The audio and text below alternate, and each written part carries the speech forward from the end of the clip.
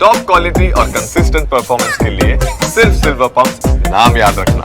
और बड़ी खबर आपको बता दें, रूस को यूक्रेन से फिर बड़े ड्रोन अटैक का डर है। रूस ने कई एयरबेसेस पर बंकर बनवाए हैं। 10 मिट्टी से ढके किलेबंद बंकर बनाए गए हैं। 12 कंक्रीट बंकर, 8 हैंगर स्ट्रक्चर बनाए गए हैं। स्पाइडर वेब 2.0 से बचने के लिए ये बंकर बनाए गए हैं।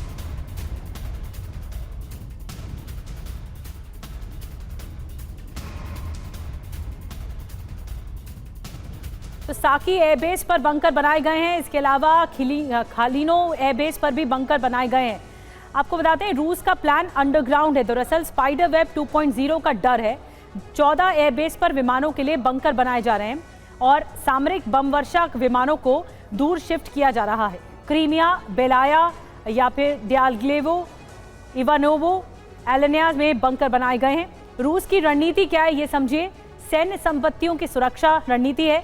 रक्षा प्रणाली में बदलाव, यूक्रेनी ड्रोन अटैक से बचाव, आक्रामक जवाबी कार्रवाई, ये रणनीति बनाने की कवायद है।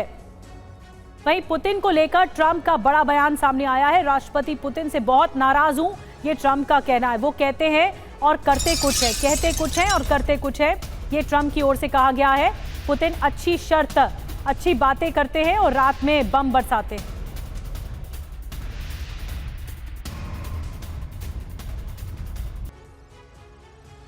और आपको बता दें कि नाराज किस तरह से है ट्रंप और मायने क्या है इस नाराजगी के, ये बताने जा रहे हैं। ट्रंप को लगा पुतिन बातचीत की टेबल पर आएंगे, पुतिन जंग रोककर शांति प्रस्ताव पर बात करेंगे। ट्रंप ने युद्ध को जल्द खत्म करने पर जोर दिया है। अब हुआ क्या, आपको बताते हैं। पुतिन ने जंग नहीं रोकी बल्कि हमले और तेज किए हैं। रूस ने यूक्रेन के ऊर्जा और रक्षा ढांचों पर हमले किए हैं। 30 दिनों के युद्ध विराम का प्रस्ताव भी नहीं माना है। अब क्या होगा, ट्रंप ने यूक्रेन को सहायता देने का फैसला किया है। अब ट्रंप ने पेट्रियट मिसाइल देने का फैसला किया है। ये बड़ी जानकारी है।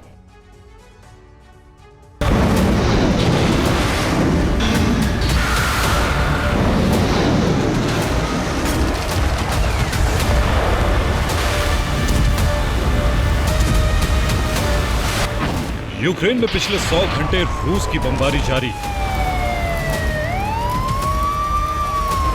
तबाही का सबसे बुरा दौर यूक्रेन झेल रहा है। इतनी तबाही देखकर नाटो देशों में खलबली मची कि रूस का विध्वंसकारी प्रयोग आगे बढ़ा तो यूरोप दहन होना तय।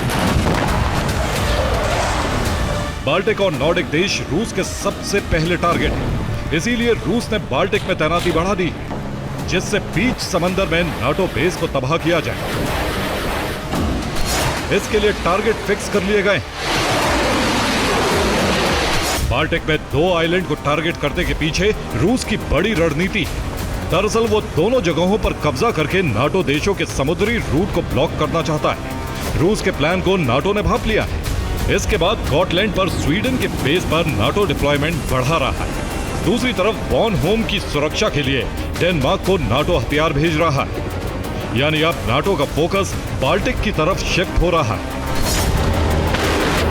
दरअसल नाटो रूस के चक्रव्यूह में फंस रहा है। अगर यूक्रेन से फोकस शिफ्ट हो गया तो रूस आसानी से पूरे यूक्रेन पर कब्जा कर लेगा।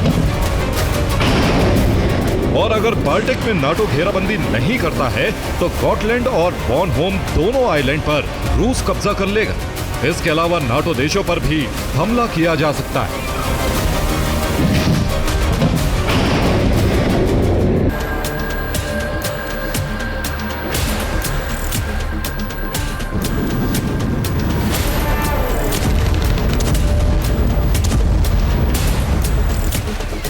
पुतिन ट्रंप की युद्ध विराम पर वार्ता विफल होते ही साफ हो गया था कि अब 2 दुश्मन पुराने रंग में वापस आएंगे और फिर शुरू होगा महाघमासान।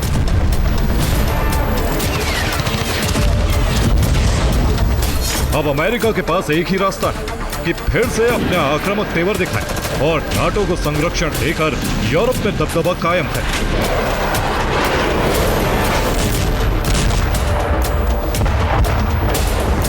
अभी तक डोनाल्ड ट्रंप दुनिया को शांति का मसीहा दिखाने की कोशिश कर रहे थे, लेकिन अब उनका असली चेहरा सामने आ चुका है।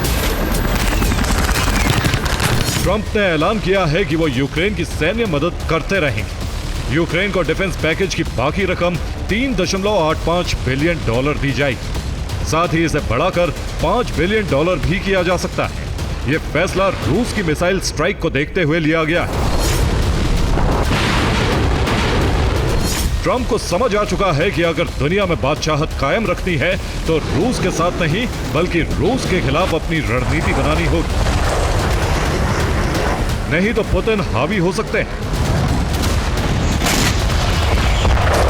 इस बीच रूस ने लॉन्चिंग साइट पर मिसाइल टारगेट को फिक्स करके वॉर रेडी किया हुआ है।